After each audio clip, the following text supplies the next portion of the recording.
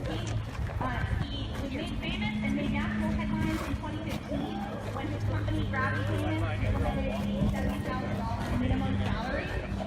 And he told me that business would make a tremendous improvement in social good and people come first. That's you. Thank you guys. So I'm really excited. You look so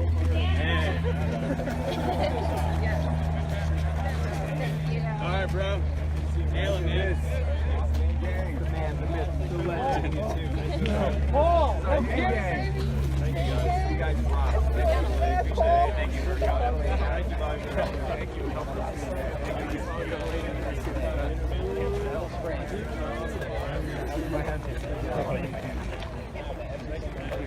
Thank you for being out here. Thanks for verifying, sir. Private at the time, our folks in our call center, and a lot of other companies, Good to see you. Good to see you. $30,000. Thanks for being here, guys.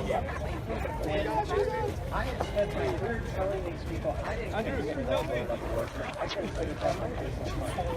I could see Yeah, I just saw that. Thank you. Hi. Nice to meet you too. This is him. Thanks, man. Appreciate you guys.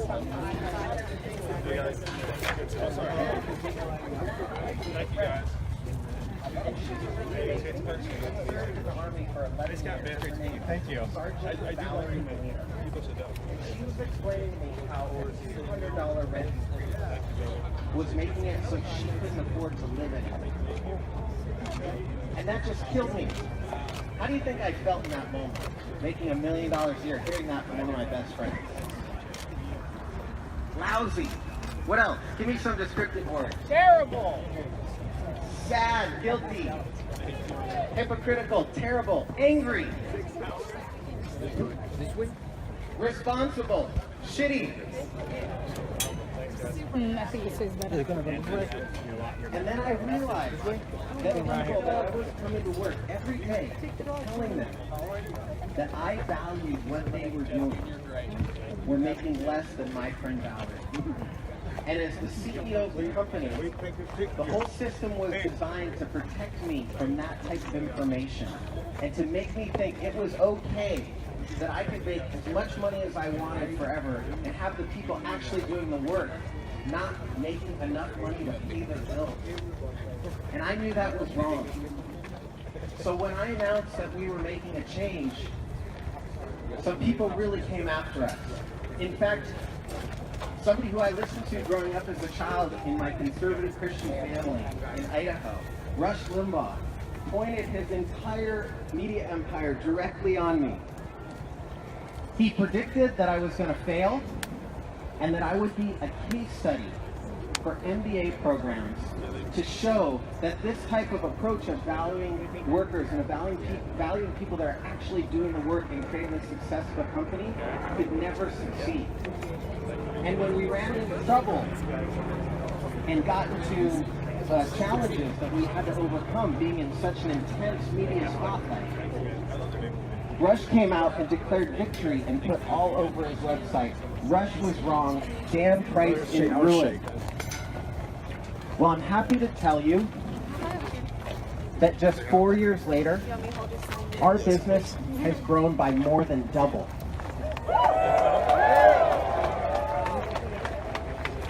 But that's not the exciting part about what we experienced. The most exciting part is that we went from 0 to 2 babies being born per year to since 70K, we've had over 30. We've had our savings rate almost triple. We've had people for the first time in our company become first-time homeowners. These are the things that really matter. And just like everybody told me that this was impossible and I couldn't do it, I wanted to lean in and take a risk because I believe that somebody like Andrew Yang, who's putting humanity first, putting workers first, putting people having enough money to pay their basic expenses first, deserves our support and deserves a chance just like I had one.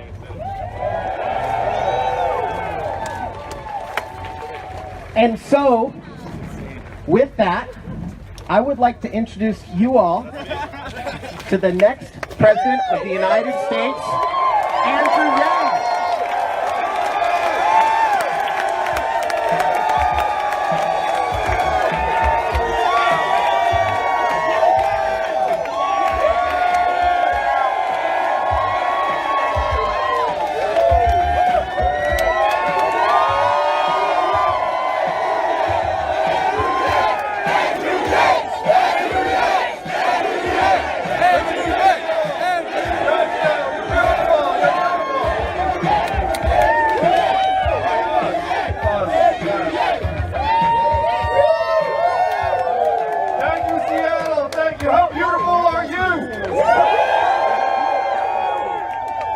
I have to admit, I was walking to the side and I did not realize how big this crowd was until just now.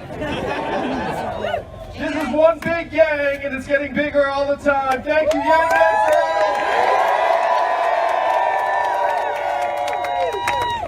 Well, when you come to a group like this, I have to say it's almost fun for my campaign team and I, because people are talking about these other candidates and we're drawing bigger crowds, getting bigger numbers, we're polling at higher levels. Now, you all are here, if you're here, you know that I'm not a career politician, I'm an entrepreneur, I'm a problem solver, and I'm here to solve the problem that's been driving our country to distraction the last 2 years, which is how the heck did Donald Trump win in 2016? And if you were just to come from another planet and turn on CNN, what would you think were the reasons why Donald Trump won? The list would go, I agree, so if someone just shouted Russia, that's definitely very high on the list. Maybe Facebook, maybe FBI, maybe Hillary Clinton. But I looked at the numbers, I did some math.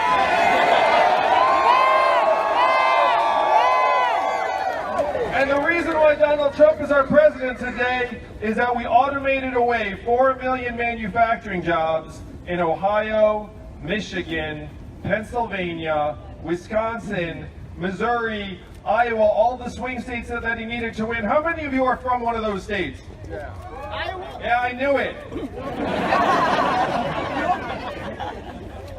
And so if you're from those states, you know what I mean. And now, how many of y'all work for Amazon or one of the tech companies out here? It's cool. Techies are a big part of the Yang Gang.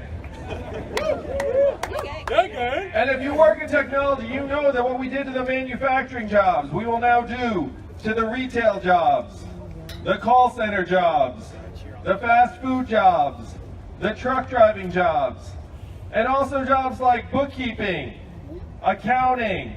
I was an unhappy corporate attorney for 5 whole months, and I guarantee you could automate that job.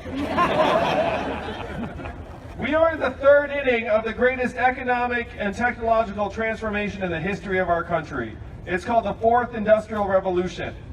It is already tearing us apart. Donald Trump is a symptom. He's not the disease. It is not immigrants that are causing these problems throughout our country and economy. It is technology. It is not immigrants. What do you think, Seattle? So this is what drove Donald Trump to win. I looked at the numbers. There's actually a direct line up between the adoption of industrial robots in a district and the movement towards Donald Trump. You can actually trace the line district by district. So I had the research and I went to Washington, D.C., and I'm a pretty cool guy, so I can meet with fairly important people. And what do you think the folks in Washington, D.C. said to me when I said, hey guys, we're going through this massive transformation. It's already gotten Donald Trump in the White House, and it's just going to get worse. What are we going to do? What do you think the folks in Washington, D.C. said to me when I said, what are we going to do? So the big response I got were, number 1, we cannot talk about that. Number 2, we should study that. And number 3, we must educate and train all Americans for the jobs of the future. And that third one sounds halfway responsible. If you really didn't know what they were saying, you'd be like, yeah, that's right. And then you'd just like turn away. And then they'd go back to their salad and say, excellent, the conversation is over. But again, I looked at the numbers. You all want to know what the effectiveness rate of government-funded retraining programs for manufacturing workers? What do you how effective do you think those were? Shout out some numbers. It was 0 to 15%. And so then when I said, hey, we're terrible at that, it's 0 to 15%. You know what they said to me? Eat a salad. They said, he said the salad is delicious. That's what he said. But what they said to me was, I guess we'll get better at it then. Oh, yeah. That's what passes for policy in Washington, D.C. I guess we'll get better.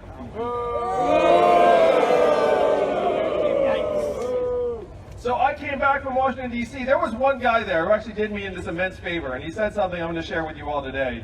He said, Andrew, you're in the wrong town.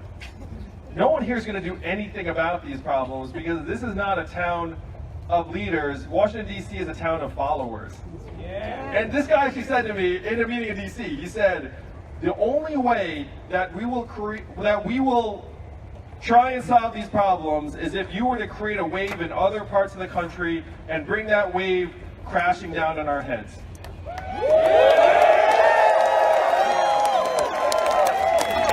And what I said to him was, challenge fucking accepted. And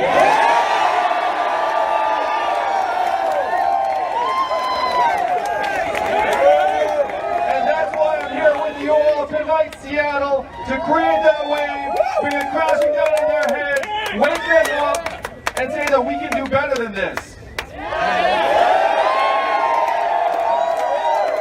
We can solve the problems that are tearing our society apart. So how do we do that? If you're here with us tonight, you heard this sentence at some point.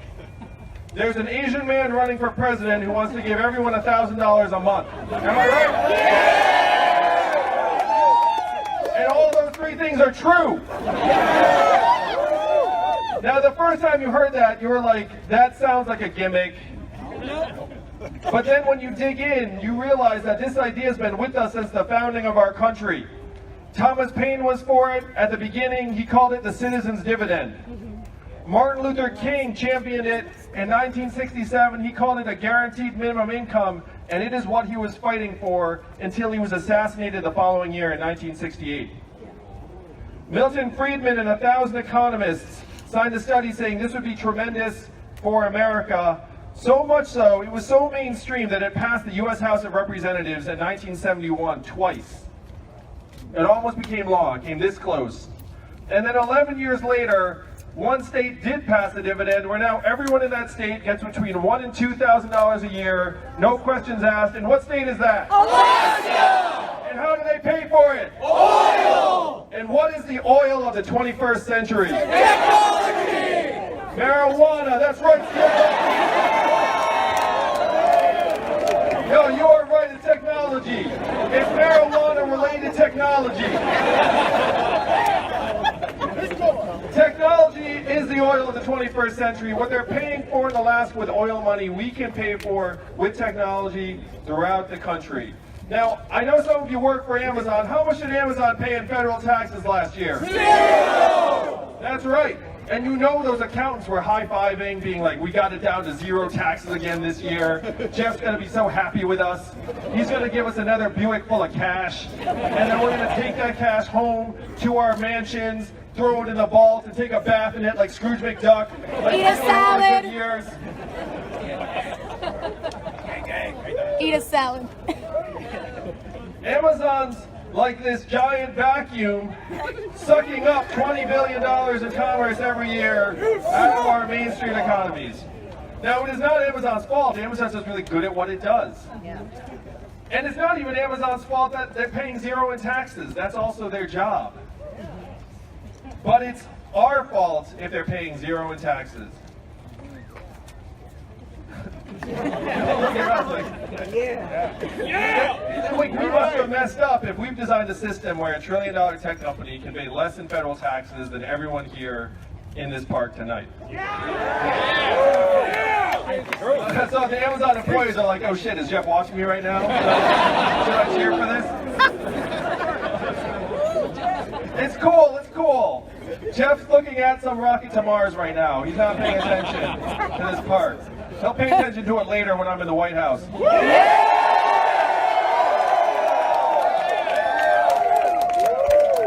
So if companies like Amazon are going to invest billions of dollars in AI and make things faster and more efficient, that's great, but we have to put our entire society, including everyone here in Seattle, in position to benefit from that progress and share in it. And that's what this $1,000 a month is designed to do. Now, I want you all to think for a second. After I'm president, thank you, Seattle. We pass the dividend, it comes your way. You all are like, wow, this really is happening. Like the dividend's really coming through. What would you all spend the money on?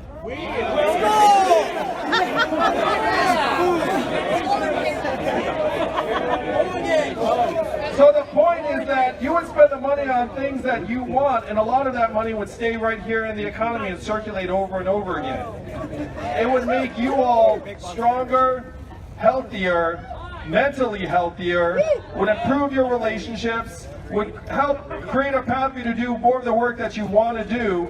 This is a human-centered trickle-up economy, from people, families, and communities up, and that's what we can make a reality.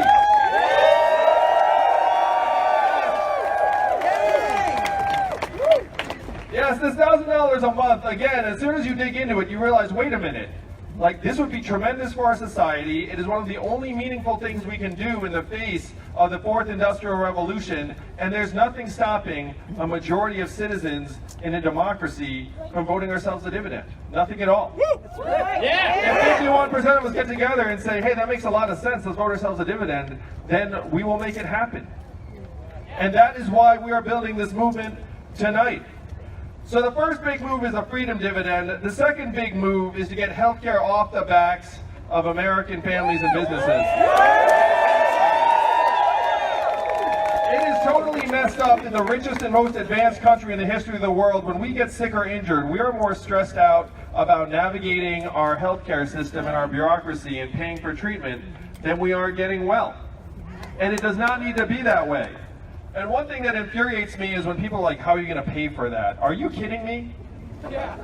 We already spend twice as much in our healthcare as other countries to worse effects. We're spending 18% of GDP. Again, I did the math. Yeah!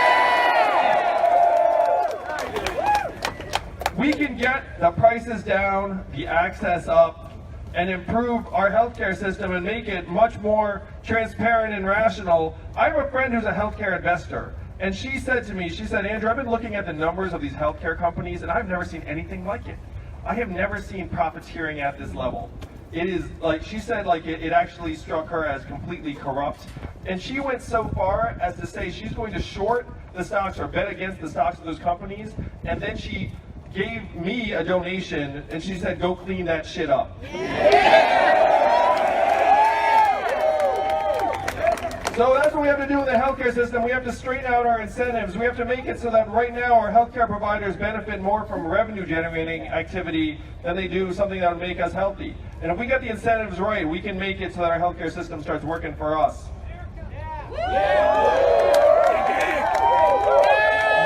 So the third big thing is, how many of you all woke up this morning? Oh, what do we got? Eagles. Eagles, it's a sign.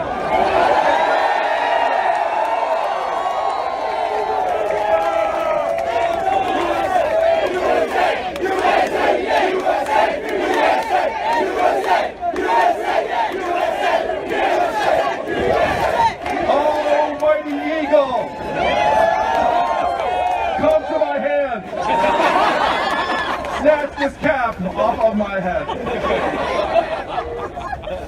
So the third big move we have to make, how many of you were excited about GDP when you woke up this morning? How many of you were like, I'm going to make a big contribution today, I can feel it. So GDP is going up and up. Meanwhile, more and more Americans are getting left behind. How many of you knew that our life expectancy has declined for the last 3 years? Yeah, and why is that? Opioids. Suicides and drug overdoses have both overtaken vehicle deaths as leading cause of death for the first time in American history. Do you all want to know the last time our life expectancy declined for 3 years in a row? Spanish influenza. The Spanish flu of 1918. That means definitely a Yang gangster. Yeah, it's the Spanish flu. So what good is celebrating record high GDP when our people are dying younger? And right now, my wife is at home with our 2 boys, one of whom is autistic. What does her work get calculated at in GDP? 0. What is the market value her work at? 0. And we all know that's nonsense. We know that the work she's doing is more challenging and important and vital for our future than a lot of the other work that's going on. And this is one thing that the Freedom Dividend will do, and it does not balance the scales. But right now, there are millions of American women who are in exploitative or abusive jobs or relationships because they lack the economic means to improve their situations, and $1,000 a month would make a tremendous difference. Now, the Democratic Party talks all the time about empowering women, and I'm going to suggest that nothing would empower women more directly and effectively than putting $1,000 a month into their hands. We can either talk about empowering women or we can do something about it.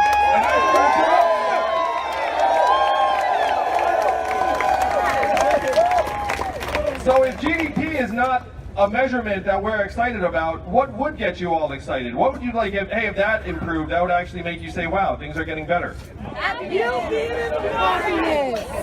Andrew Yang in the White House, I appreciate that. So mental health and freedom from substance abuse.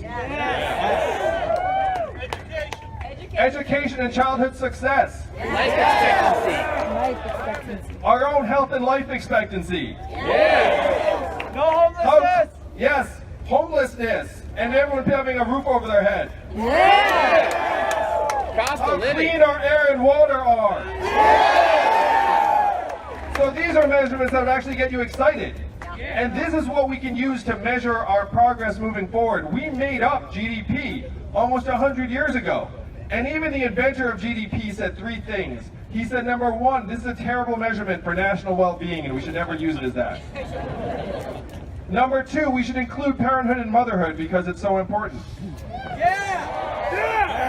And number 3, we should not include military defense spending because it has no economic value. So of course we ignored all 3 of those things, and now we're riding GDP off a cliff because things like self-driving trucks and AI are going to be great for GDP, but they're going to leave more and more Americans behind. Now here's the great thing, Seattle. This is not that hard to fix. After you get me into the White House, all I have to do... USA! USA! USA! USA! USA!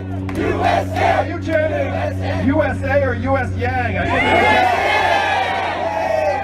can't either one. When you were saying USA and I cupped my ear, I got like Hulk Hogan flashbacks. So this is not that hard to fix. After I'm president, all I have to do is go down the street to the Bureau of Labor and Statistics and say, hey, GDP, really old, really out of date. How about we update it with these other measurements that people would be much more excited about, and then I'll present them all to you every year at the State of the Union. I'm going to be the first president to use PowerPoint in the State of the Union.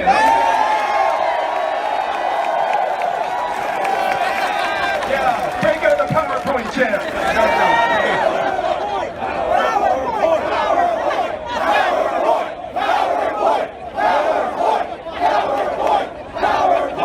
Yes, this is the nerdiest presidential campaign in history. We weren't quite there until that moment, but then we just did it. But seriously, like the State of the Union addresses are becoming these bizarre theater performances that are like borderline unwatchable. Am I right? So then you turn it on, you'd be like, oh, I wonder how we're doing. And then I'd be like, hey guys, like, here's our life expectancy declining. That's terrible. Like, let's try and do something about that. You know, like we'd actually see, and then you'd be like, oh, I wonder how we're doing this year. And then I'll have the measurements up, and then it'll get us galvanized and hopefully even start rewarding the individuals in organizations that help make our society stronger. So if a company or organization got someone off of drugs or helped someone reintegrate into society after they came out of prison, then we'd be celebrating that instead of this GDP number that's increasingly unrelated to how we're doing. So these are the three big changes. As you all know, I've got about 103 other changes on the website on yang2020.com because I'm very detail oriented. But the three big changes, the freedom dividend, public option for healthcare, and a human-centered economy that revolves around things that work for us, are the three biggest changes I will make as president.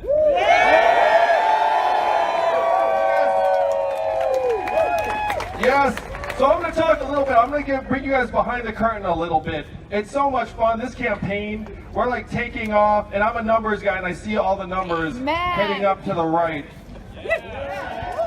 So we are polling at 3% nationwide, higher than your governor, Jay Inslee.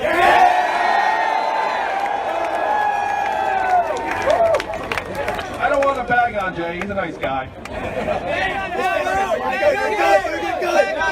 Apparently they don't think Jay's a nice guy. He's right. He ain't the one. Yeah. So we're polling at 3%. We have raised over $3 million in average donations of only $19. So I joke all the time that my fans are even cheaper than Bernie's. How many of you all have donated to this campaign? Raise your hand. So if you have not donated and you donate $20, you will immediately be an above average member of the gang. This is a very cheap gang to join. So a guy named Nate Silver, who loves digging into facts and figures, he looked at three things. He said, wait a minute, Andrew Yang is polling at 3%. He's raised over $3 million in a grassroots campaign, and no one's ever heard of him. And he said, looking at those three variables, we cannot rule out the possibility that Andrew Yang will grow and grow and grow and win the whole thing.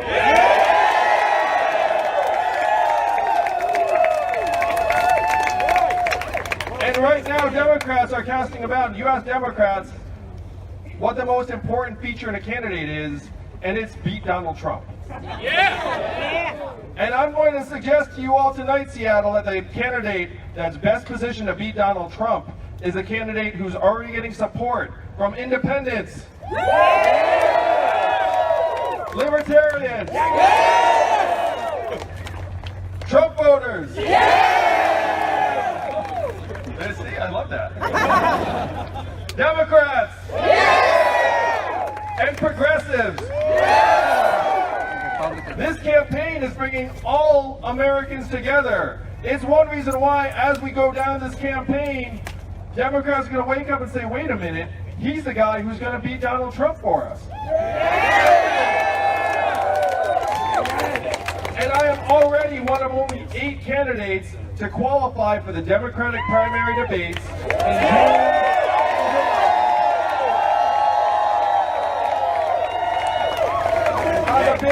On the basis of both polling and donations. So thank you for making that happen. And you know what America's going to think when they turn on that TV and see me on stage. They're going to ask, who is the Asian man next to Joe Biden?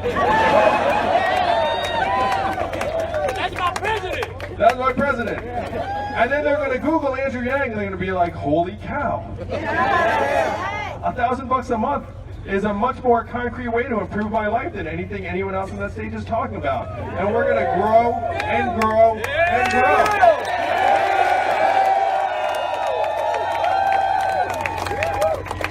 So you all are among the early adopters of this wave that's just going to keep on growing, and it's going to crest right at the right time when the voting starts in early 2020. Oh, Donald Trump is our president today.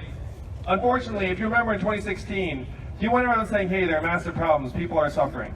And he was right. And what was the Democratic response at that time? They were like things are actually pretty great. That was the Democratic response. And that was not the right response. Donald Trump's our president today because he got the problems essentially correct, but his solutions are the opposite of what we need as a country. What are his solutions? His solutions are to build a wall, to turn back the clock, to bring the jobs back, and we need to do the opposite of those things. We need to turn the clock forward. We need to accelerate our society and our economy, and I'm the man for that job because the opposite of Donald Trump is an Asian man who likes math.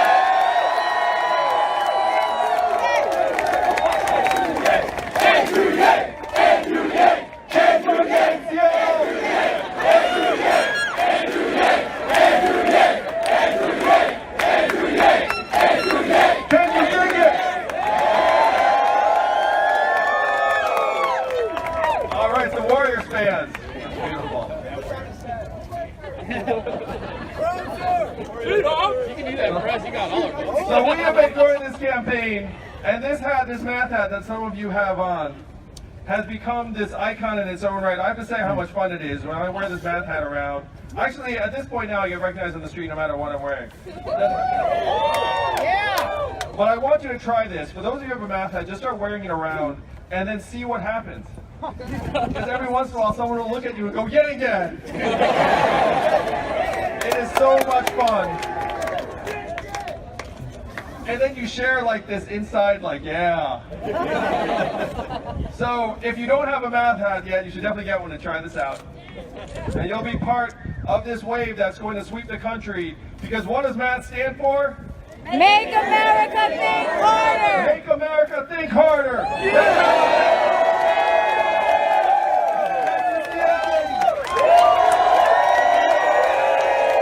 Let's take this movement all the way to the White House in 2020 and show the country that we can make things the way that we know they can be. Thank you all so much.